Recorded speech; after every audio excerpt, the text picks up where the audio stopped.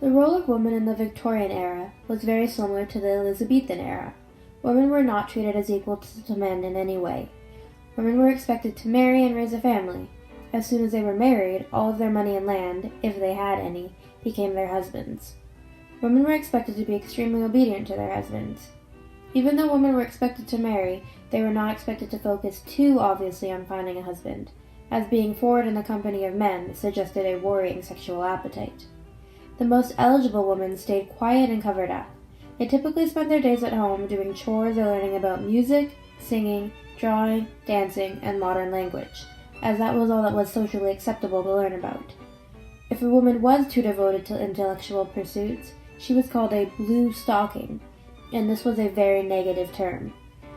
It was even thought that too much studying could dry up a woman's ovaries. Towards the end of the Victorian era, restrictions on women started to lighten up. Women were allowed to work in a factory or have a few other jobs, but this was still frowned upon by men. The suffrage movement started in the Victorian era, and women started to fight for their right to vote.